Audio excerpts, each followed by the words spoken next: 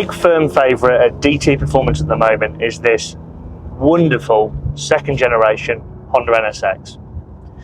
And the reason I wanted to get this car out was because I don't think many people really know an awful lot about them.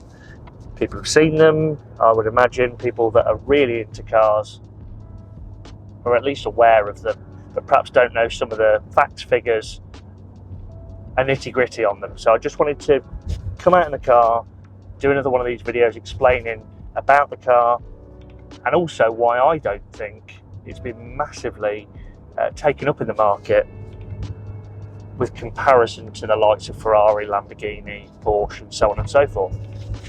So Honda made the car very late 2016. They were all brought to market early 2017, which is where this car is. 2,900 units made.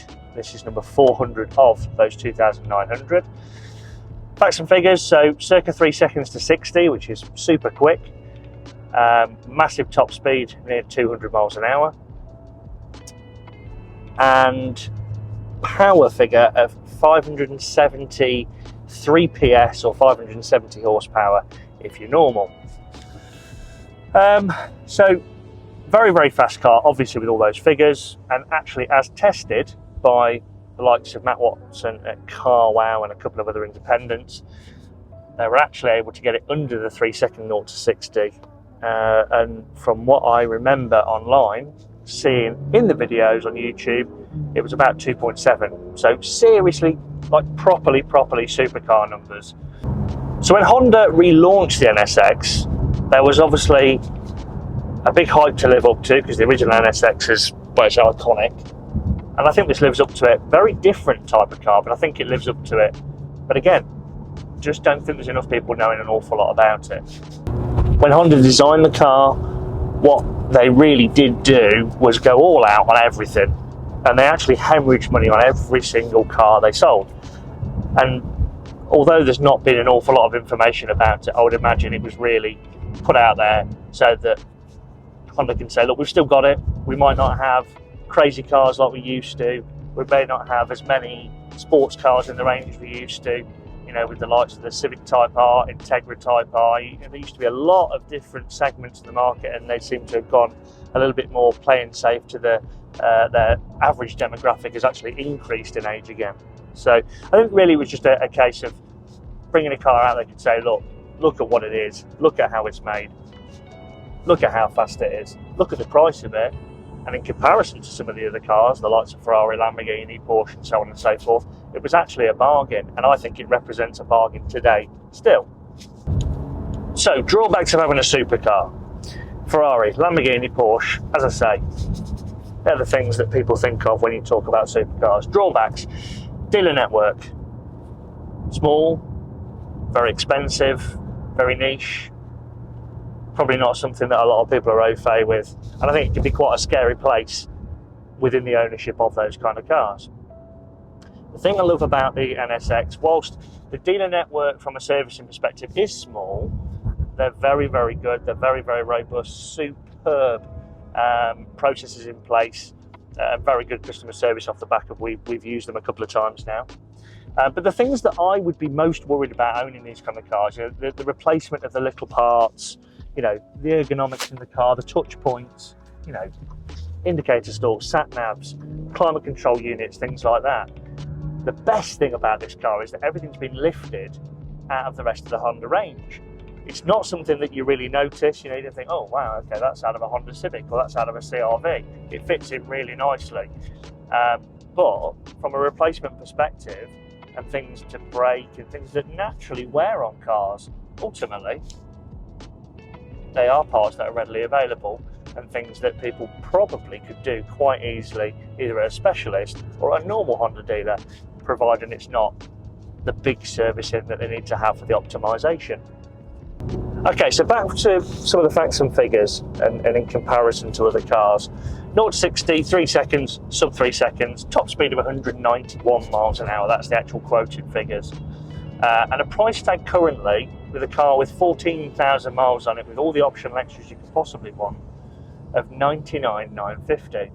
Now, you compare that to the likes of a Ferrari of a similar time, you're probably talking, for a car with similar miles and provenance and things, you're probably 130 plus. And you've got drawbacks to that car. Like I say, you've got rear-wheel drive, you've got Ferrari price tags, you've got the thing of, do I want to daily that car? Could be a little bit more temperamental. It's probably not something you want to be leaving in certain car parks, and I'm not saying this is necessarily, but I'd be a little bit more conscious of it. So there's a lot of positives by having something of this ilk. You know, like I say, a little bit pricey, a little bit less pricey, a little bit more practical being four-wheel drive. And that's something that ultimately some people do need to take into consideration. It's something that other people don't need to take into consideration. I daily my current car, which is a McLaren 650, which is, you know, what I've got at the moment. And the drawbacks of that coming towards the winter is, you know, do I want to be taking it out? Do I want to get caught out in bad weather? Probably not. Whereas this is something that, you know, this is on Michelin PS4 tyres, it's four-wheel drive, like I say, and it is a lot more forgiving. You know, the comfort in here, the height, the seating position, the sound, the acoustics within the car are a lot quieter, a lot tamer when you want them to be as well. They're just that little bit more manageable and usable every day. And again, as I say, that is an important thing for some people. Some people don't want to be driving a traditional supercar or a high-end sports car every day because of the drawbacks, because of, you know, perception maybe.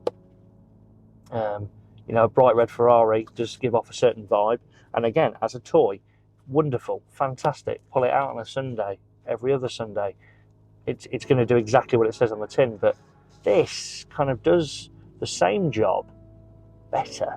Fuel consumption significantly better. You can easily get 30 to the gallon out of these cars. Seriously, you know, it has got a hybrid motor, which is self-sustaining. It's not a plug-in, so you can run in town, cities, shorter journeys on that hybrid motor.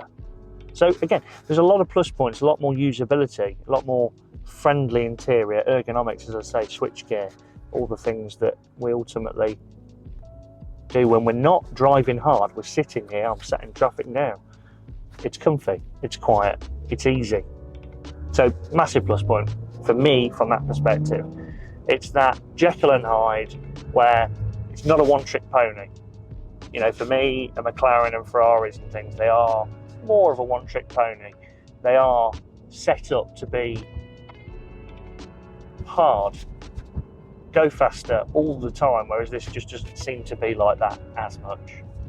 So the thing that is really on my mind, and has always been on my mind ever since this car's come in, the first time that we drove one, was that question is, what else can you buy for the money that's faster, cooler, looks like that,